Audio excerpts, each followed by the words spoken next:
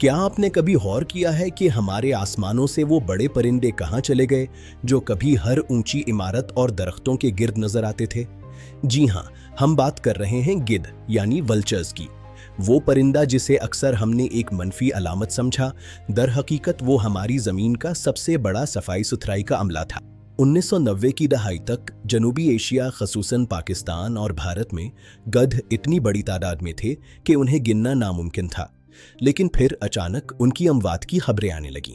सिर्फ चंद सालों में गध की आबादी में 99% तक कमी वाक़ई हुई। ये साइंसदानों के लिए एक बहुत बड़ा मुअम्मा बन गया।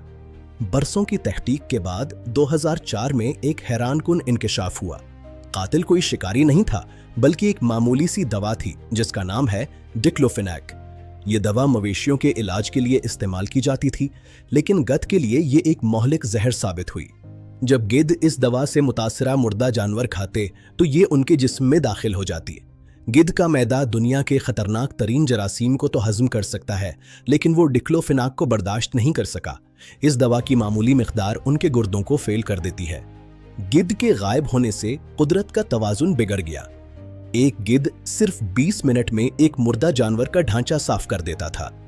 उनके जाने से मुर्दा जानवरों के ढेर सड़ने लगे, जिससे हवा में ताफुन फैला और जरासीम जमीन के पानी में शामिल होने लगे। लेकिन सबसे खतरनाक असर आवारा कुत्तों की सूरत में सामने आया। गध की गैर मौजूदगी में कुत्तों को वाफिर मिकदार में खाना मिलने लगा, जिससे उनकी आबादी में करोड़ों का इजाफा हुआ।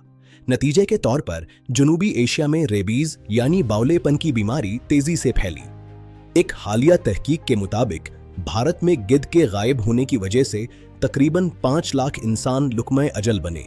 ये इस बात का सबूत है कि कुदरत का हर जानदार, चाहे वो कितना ही बदसूरत क्यों न लगे, हमारे तवाजुन के लिए कितना अहम है।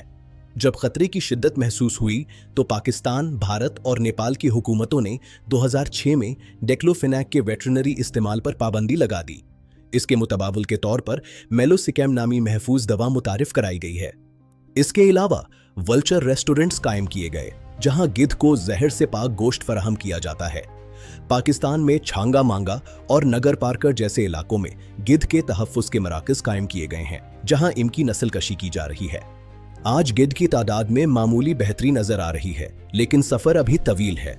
गिद्ध बदसूरत नहीं, बल्कि वो हमारे माहौल के खामोश मुहाफिज हैं। हमें ये समझना होगा कि उनके बगैर हमारी जमीन का मुस्तकबिल खतरे में है। अगली बार जब आप किसी गिद्ध को देखें तो उसे नफरत से नहीं, बल्कि एहतराम से देखें, क्योंकि वो आपकी जमीन को साफ रख रहा है। हमें मिलकर इन नायाब परिंदों को बचाना होगा, ताकि हमारी आने वाली नस्लें एक सेहतमंद माहौल में सांस ले सकें। अगर आपको ये दस्तावेजी मालूमाती वीडियो पसंद आई हो तो इसे लाइक और शेयर जरूर करें, ताकि आगाही फैले। आपका बहुत शुक्रिया। अल्लाह हाफिज।